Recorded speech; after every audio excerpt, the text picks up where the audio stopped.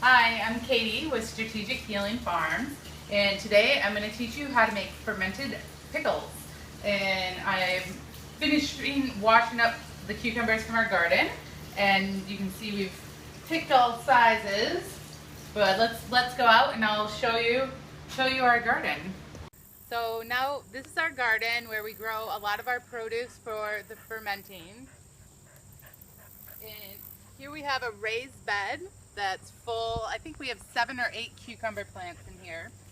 So every other day it needs to be harvested, and it's here you can see the low end of the raised bed. And as we dig down in here, I've already picked today, so I'm not really gonna look for much, but like I said, we have about 8 plants, and then let's go get some dill. So this is our herb garden that we keep separate from the vegetable garden just because it's easier to get to things. And here we have our little helper Indy. So I leave these just because I like them to go to seed so we can use them later. And I just pick off some of the fronds for our pickles. I don't think it needs very much because I use a pickling spice. And let's go and I'll show you how to make pickles.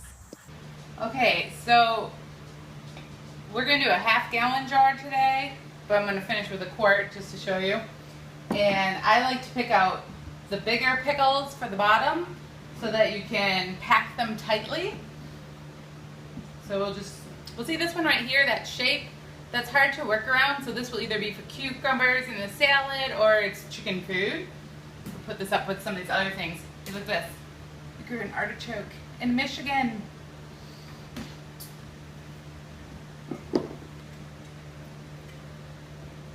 Like I said, just similar sizes, big ones on the bottom. And like this one I'll use for salad too because that's a little big for a pickle. And that's a chicken one again.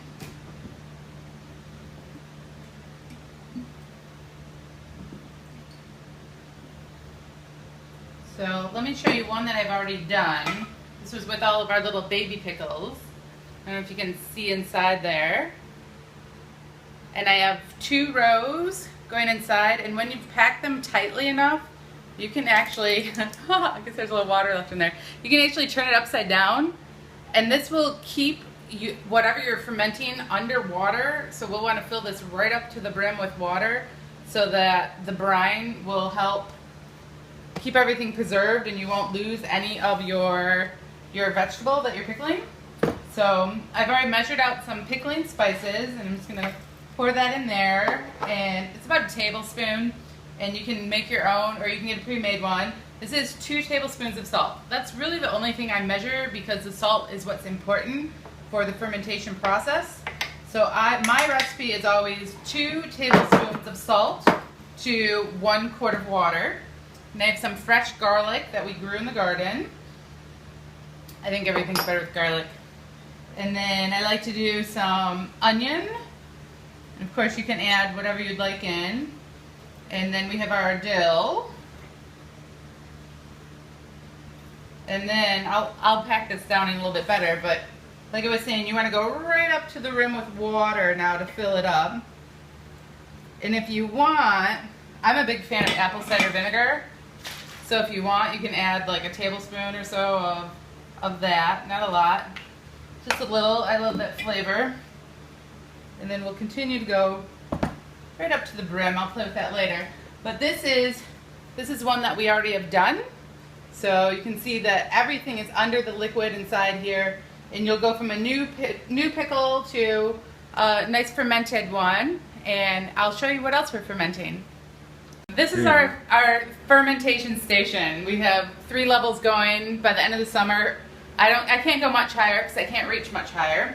But we have lots of different pickles, and these are half gallons and quarts of sauerkraut. And I just did these today. These are going to be the pickled peppers. Actually, all these are fermented, and I can get that one out from between. Their colors will change. Like I was saying, this is the new one, and then this is how they'll turn that beautiful golden color for, you know, cornbread or whatever else you'd like. And hidden in here is some turnips with beets, and I think that's think that's kind of it. We have a lot of different things going on in terms of spears and chunks and just whatever we felt like. And we were playing with recipes too. So, oh, here, this is an important one.